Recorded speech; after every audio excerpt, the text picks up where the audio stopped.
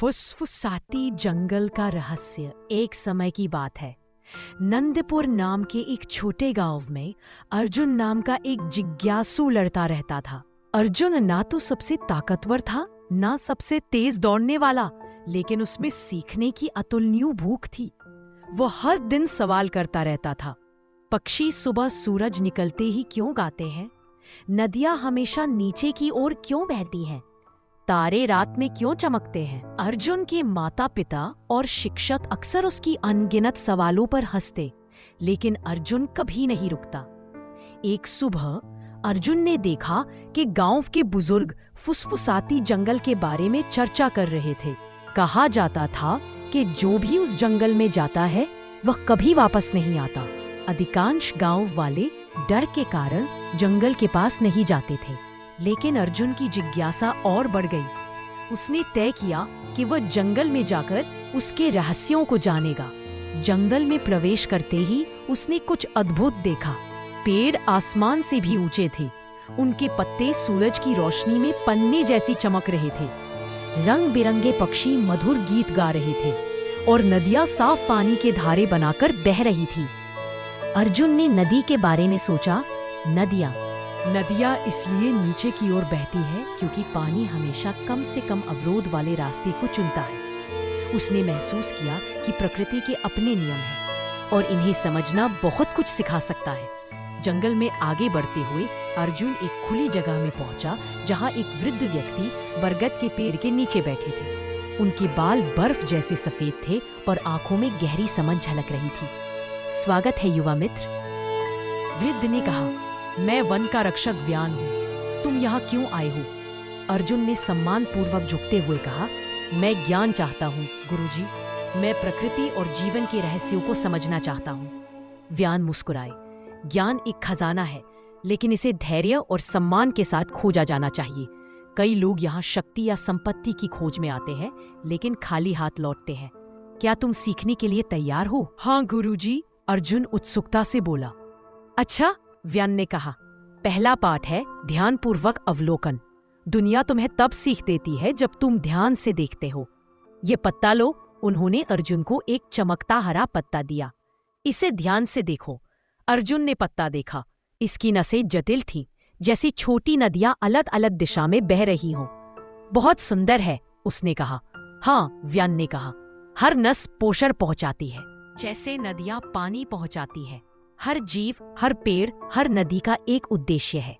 अगर तुम ध्यान से देखो तो जीवन के नियमों को समझ सकते हो।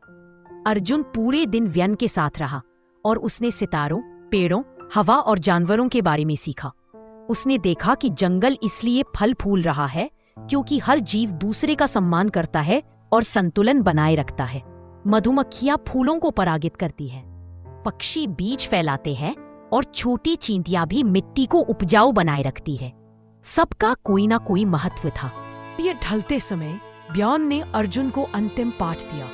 सबसे बड़ा ज्ञान समझ है और सबसे बड़ी समझ संतुलन में है। जो पेड़ बहुत जल्दी बढ़ता है वह गिर जाता है।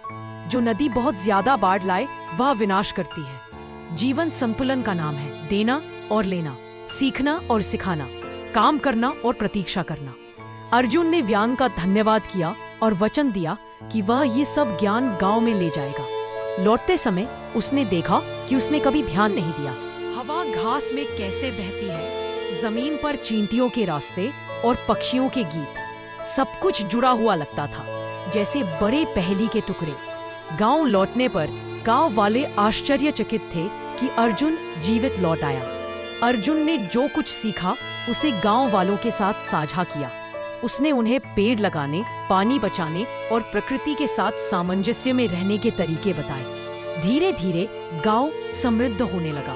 फसलें बेहतर हुई, जानवर लौटे और लोग खुश और शांत रहने लगे। समय बीतता गया और अर्जुन एक बुद्धिमान युवक बन गया। दूर दूर से लोग उससे सीखने आने लगे। उसने हमेशा ज्ञान की बात याद रखी। ज्ञान खजाना है, लेकिन समझ उसका उपयोग है। उसने महसूस किया कि जिज्ञासा सीखने की पहली कुंजी है, लेकिन ज्ञान को समझना और लागू करना ही जीवन बदलता है। एक दिन वह अब फल फूल रहे जंगल में घूम रहा था। जब उसने एक छोटे लड़के को पेड़ों को देखकर आश्चर्यचकित पाया। लड़का उसी तरह सवाल कर रहा था जैसे अर्जुन कभी करता था। अर्जुन मुस्कुराया और उसके पास बैठ गया। जिज्ञासा ही ज्ञान की पहली कुंजी है, उसने प्यार से कहा। और इस तरह ज्ञान और समझ की परंपरा आगे बढ़ती रही। फुसफुसाती जंगल ने अपने रहस्य उन्हीं को सिखाए जो सम्मान और खुले दिल से सीखने आए। अर्जुन ने समझा कि केवल ज्ञान पर्याप्त नहीं है, उसे धैर्य, अवलोकन और संतुलन के साथ लागू करना ही असली परिवर्तन लाता है। नैतिक शिक्षा। सच्चा ज्ञान केवल सवाल पूछने से नहीं आता, बल्कि अवलोकन, समझ और सम्मान के साथ उसे अपनाने से मिलता है। जिज्ञासा द्वार खोलती है, लेकिन बुद्धिमानी रास्ता रोशन करती है।